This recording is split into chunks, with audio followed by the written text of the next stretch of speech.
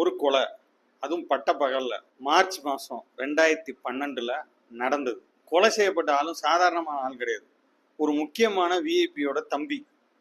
இப்போ என்ன 2026, கிட்டத்தட்ட கொலை நடந்து 14 வருஷம் ஆச்சு. ஆனால் ஒரு சின்ன க்ளூவை கூட கண்டுபிடிக்க முடியல.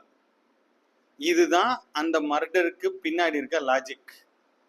இந்த மர்டருக்கும் இப்போ நான் பேச போகிற படத்துக்கும் என்ன சம்மந்தம்? இந்த மர்டரை ஏன் நான் இப்போ பேசுகிறேன், அதை பற்றி தான் பார்க்க போகிறோம். வெல்கம் டு பேசி கிளிப்போம். இப்படித்தான் சினிமா கெடுக்கிறது. கொலை செய்யப்பட்ட நபரோட பேரை சத்தியமாக நான் சொல்ல போகிறதில்ல. கொலை நடந்த இடத்த வேணா சொல்கிறேன், திருச்சி. திருச்சின்னு சொன்னதுமே எல்லாரும் கண்டுபிடிச்சிருப்பீங்க யாரை பற்றி நான் பேசுகிறேன் அப்படின்னு. முக்கியமான ஒரு அரசியல்வாதியோட தம்பியை 2012 மார்ச் மாதம் அவர் வாக்கிங் போகும்போது பட்ட பகலில் கொலை பண்ணியிருக்காங்க. ஆனால் 14 வருஷம் கழிச்சும் இப்பயும் போய் அந்த கொலை செய்யப்பட்ட நபரை கூகுளில் போட்டு தேடினீங்க அப்படின்னா, அவரோட பேரை போட்டு கொலை வழக்கு அப்படின்னு தேடினீங்க அப்படின்னா, இப்போ வரை இன்வெஸ்டிகேஷன் நடந்துகிட்டு இருக்கு. ஆனால் கொலையாளியை கண்டுபிடிக்க முடியலை அப்படின்னு வரும். நான் சொல்ல போற இல்லை பேச போற அந்த திரைப்படத்தை பற்றின ரிவ்யூ எல்லாத்துலேயுமே இந்த படத்தில் லாஜிக்கே இல்லை, பயங்கரமான லாஜிக் மிஸ்டேக் இருக்கிற ஒரு படம் அப்படின்னு சொல்லி தொடர்ந்து எல்லா ரிவ்யூவரும் சொன்னாங்க. என்னால் அதை ஏற்றுக்கவே முடியல. எப்பட்றா அப்படின்னு. இந்த படத்தோட கிளைமேக்ஸை நான் பார்த்துட்டு இருக்கும்போது 3 மாதங்களுக்கு பிறகு அப்படின்னு இந்த படத்தோட கிளைமேக்ஸை போட்டுட்டு, இந்த கொலை வழக்கை நாங்கள் 3 மாசமா இன்வெஸ்டிகேஷன் பண்ணிக்கிட்டு இருக்கோம், ஆனால் வருணோட கொலையை இதுவரையும் யார் பண்ணாங்கன்னு தெரியலை அப்படின்னு முடிச்சிருப்பாங்க.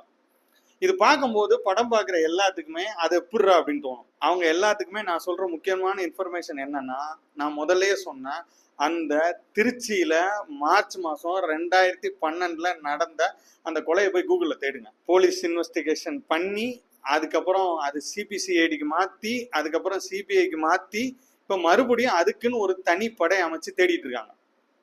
அப்போ நாம் சினிமாவில் லாஜிக் தேடுறோம், நிஜ வாழ்க்கையிலே ஒரு கொலைக்கு இங்கே 14 வருஷமா யார் கொலை பண்ணான்ற கொலையாளியே கண்டுபிடிக்க முடியல. நான் பேசுகிற அந்த படம் எதுனா பிளாஸ்ட். எஸ், நான் தேட்டரில் பார்க்க மிஸ் பண்ணி ஓடிடியில் வந்த பிறகு நான் பார்த்த திரைப்படம் தான். உண்மையிலே ரொம்ப ரொம்ப ரொம்ப ரொம்ப சூப்பராக இருந்தது. குறிப்பாக பிரீத்தி முகுந்தன் அறிமுகப்படுத்தப்படுற அந்த காட்சி இருக்கு இல்லையா, பஸ்ஸில் பேன் ஆகி வர்ற அந்த சீன்ல இருந்து ஆரம்பிக்கிற அதகலம் படம் முழுவதும் செமையாக இருந்தது. தயவு செஞ்சு இந்த படம் பார்க்குறவங்க இது நிஜத்திலே நடக்குமா நடக்காதா, இது லாஜிக்கா சரியா தப்பா அப்படின்ற கேள்வி எல்லாத்தையும் ஒதுக்கி வச்சுட்டு ஒரு மிடில் கிளாஸ் ஃபேமிலி ஒரு கார்ப்பரேட் பணக்கார வில்லனை எப்படி எதுக்குறாங்க அப்படின்றத என்ஜாய் பண்ணி மட்டும் பாருங்க. ஒரு பெண் குழந்தைக்கு தகப்பனா இந்த படம் பார்க்கும்போது அவ்வளவு என்ஜாயபுளா இந்த படம் இருந்தது. எனக்கு ரெண்டாவது இந்த படத்துல ரொம்ப பிடிச்சது இந்த படத்தோட எடிட்டிங். குறிப்பா படம் நான் ஓடிடியில் வந்த பிறகுதான் பார்த்தேன் அப்படிங்கிறதுனால அந்த மெடிக்கல் ஷாப் ஃபைட் இருக்கு இல்லையா, அது ஆல்ரெடி யூடியூப்ல ரிலீஸ் பண்ணிட்டாங்க, ஸ்னீக் பீக்ல ரிலீஸ் ஆயிடுச்சு. அப்போ மெடிக்கல் ஷாப்ல இப்படி ஒரு ஃபைட் வரப்போகுது அப்படின்னு படம் பார்க்கறதுக்கு முன்னாடி எனக்கு தெரியும். அப்போ ஃபைட் பண்ண வர்ற அந்த டோபி அப்படின்ற கேரக்டர் பார்த்ததுமே இந்த ஃபைட் எப்படா வரும் அப்படின்னு யோசிச்சுட்டே இருந்தேன். இந்த ஃபைட் தொடங்குறதுக்கு முன்னாடி ஆடியன்ஸை இந்த ஃபைட்டுக்கு மனநிலையா தயார்படுத்துற அந்த எடிட்டிங் ஃபார்மட் இருக்குல்ல, சமத்தனமா இருந்தது. அதோட ரிதம், எடிட்டிங்ல ரிதம்னு ஒரு விஷயம் சொல்லுவாங்க.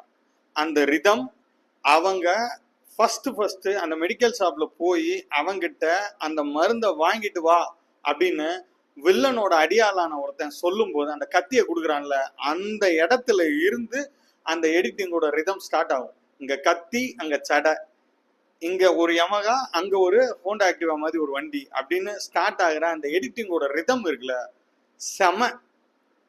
அங்க இருந்து படம் இது சாதாரண ஆக்ஷன் படம் கிடையாதுன்ற ஒரு மனநிலைய ஒரு பார்வையாளனுக்கு ஏற்படுத்துச்சு. நான் சினிமாவில் கிட்டத்தட்ட 8 வருஷம் ஒர்க் பண்ணியிருக்கேன் அப்படின்றதுனால ஒரு படத்தோட திரைக்கதை எழுதும் போது அது ஸ்க்ரீன்ல எக்ஸிக்யூட்டிங் பண்ற விதத்துல எந்த அளவு அது டஃப்பான விஷயம் அப்படின்றது தெரியும். இந்த படத்துல அந்த எக்ஸிக்யூஷன் இருக்குல்ல, ஸ்க்ரீன்ல வந்த எக்ஸிக்யூஷன் எல்லாமே செம. ஒரு மிடில் கிளாஸ் ஃபேமிலியில இருந்து வர்ற ஒரு பர்சனா நான் இந்த படத்தை முழுக்க என்ஜாய் பண்ணேன். ஆக்சுவலி நிஜத்துல என்னால இப்படி ஒரு கார்ப்பரேட் வில்லனை எதுக்க முடியுமானா எதுக்க முடியாது. பட் எனக்குள்ள அந்த கோவம் இருந்துகிட்டே இருக்கும் இல்லையா? அந்த கோவம் எங்க வெளிப்படும்னா தேவையில்லாத இடத்துல வெளிப்படும். யார என்னால எதுக்க முடியாதோ அவங்க கிட்ட அந்த கோவத்தை காட்ட மாட்டேன். ஆனா என்னோட கோவம் யார் மேல இருக்கு? யாரை எதுக்க முடியாதோ அவங்க மேல இருக்கு. ஆனா யாரை எதுக்க முடியுமோ, நான் அடிச்சா பேசாம யார் இருப்பாங்களோ அவங்க கிட்ட அந்த கோவத்தை நான் காமிப்பேன், ஒரு மிடில் கிளாஸ் மேனா. அப்ப அந்த கோவத்தை பேலன்ஸ் பண்ற ஒரு பர்ஸ்பெக்டிவ்ல இந்த படத்தோட ஒட்டுமொத்தமான ஆக்ஷன் சீக்வன்ஸ் இருந்தது அப்படின்னு சொன்னா கண்டிப்பா அது மிகையானது இல்லை. ஃபர்ஸ்ட் நான் 1990களில் விஜயசாந்திய ஆன் ஸ்கிரீன்ல ஒரு அட்டகாசமான ஆக்ஷன் ஹீரோயினா நான் பார்த்துருக்கேன். உதாரணம் Vyjayanthi IPS and police lockup. அதுக்கப்புறமா ஆன் ஸ்கிரீன்ல ஒரு பெண் கதாநாயகி ஃபைட் பண்ணாங்க அப்படின்னா லாஜிக்கலா ஒரு பார்வையாளனா என்னால ஏத்துக்க முடிஞ்சுது அப்படின்னா விஜயசாந்திக்கு அப்புறம் அது பிரீத்தி முகுந்தன் மட்டும்தான். அட்டகாசம். ஒரு ஃபைட்டை, ஒரு பஞ்சை ஒரு கதாநாயகி திரையில செய்யும் போது ஒரு பார்வையாளனா எனக்கு இத லாஜிக்கலா நம்பகத்தன்மையோட ஏத்துக்கணும்ன்ற மனநிலை இருக்குல்ல, அத பாடி லாங்குவேஜ்ல பிரீத்தி முகுந்தன் அட்டகாசமா கொண்டு வந்திருந்தாங்க. எல்லா ஃபைட்லயுமே ஒரு வில்லனை, பவர்ஃபுல் கார்பரேட் வில்லனை அறிமுகப்படுத்துறாங்க. அந்த கார்பரேட் வில்லன் ஒரு செமையான அடியால் ஒருத்தனை ஒரு வேலைக்கு நியமிக்கிறான். அந்த அடியாலோட கேரக்டரைசேஷன் இருக்குல்ல, நான் அசிஸ்டன்ட் டைரக்டரா வேலை பார்க்கும்போது ஒரு டைரக்டர் கிட்ட ஒரு வில்லனை நாங்க வடிவமைச்சோம். அந்த வடிவமைப்போட 90% இந்த படத்துல அந்த 1000 கோடியை டீல் பண்ற வில்லனா வர்ற அந்த கதாபாத்திரத்துக்கிட்ட நான் பார்த்தேன். நான் கிட்டத்தட்ட சினிமால 8 வருஷம் ஒர்க் பண்ணியிருக்கேன். அதுல இருந்து வேலைக்கு 5 வருஷம் ஆச்சு. 13 வருஷத்துக்கு முன்னாடி ஒருத்தர்கிட்ட நான் அசிஸ்டன்ட் டைரக்டரா வேலை பார்க்கும்போது உருவாக்குனது. அன்னையில இருந்து இன்னை வரையும் இப்படி ஒரு பவர்ஃபுல் வில்லன் கேரக்டர் ஸ்கிரீன்ல அதுக்கப்புறம் யாருமே யோசிக்கலையே அப்படின்னு நினைச்சுக்கிட்டு இருந்தேன். ஆனா பிளாஸ்ட் படத்துல வர்ற அந்த 1000 கோடியை டீல் பண்ண அர்ஜுன் சிதம்பரம் அப்படின்ற அந்த கதாபாத்திரத்தை ஏற்று நடிச்ச அந்த நடிகர் அந்த நாங்க உருவாக்குன அந்த வில்லன் கேரக்டரை கிட்டத்தட்ட 90% ஃபுல்ஃபில் பண்ணியிருந்தார். போலீஸ்ல இருந்து யாருக்குமே தெரியாது, சில பேருக்கு மட்டும்தான் தெரியும்ன்ற அந்த கேரக்டரைசேஷன் இருக்குல்ல, அது சமத்தனமா எழுதப்பட்டிருந்துச்சு.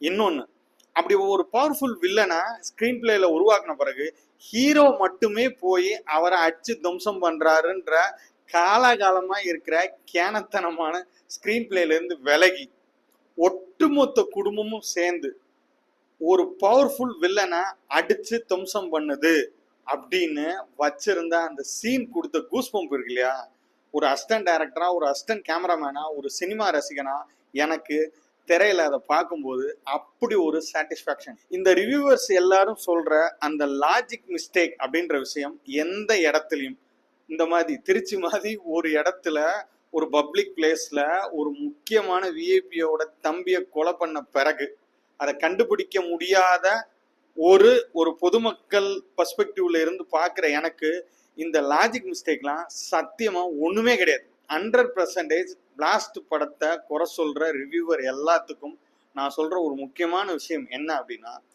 ரியல் டைம்ல நடக்கிற இந்த மாதிரி கொலைகளை போய் பாருங்க, அதுல என்ன லாஜிக் இருக்கு. அதோட கம்பேர் பண்ணும்போது இந்த படத்துல வர்ற லாஜிக் மிஸ்டேக் கண்டிப்பா ஒண்ணுமே கிடையாது. எனக்கு இந்த படத்துல கொஞ்சம் சொதப்புனது அப்படின்னு யோசிச்சா இந்த படத்தோட மியூசிக் சில இடங்கள்ல செமையா இருந்தது. சில இடங்கள்ல குறிப்பா வில்லன் வரும்போது அந்த கத்தல் சவுண்டோட கொடுக்கப்பட்ட மியூசிக் மட்டும் கொஞ்சம் இரிட்டேட்டா இருந்தது.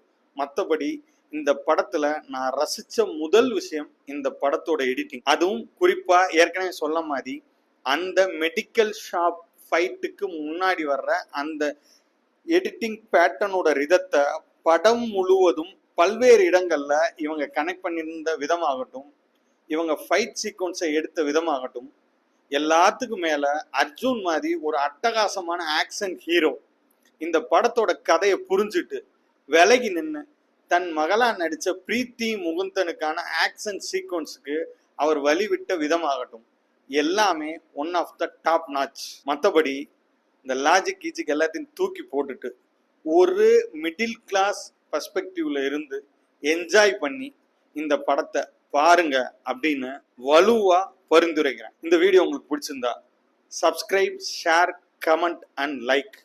நன்றி.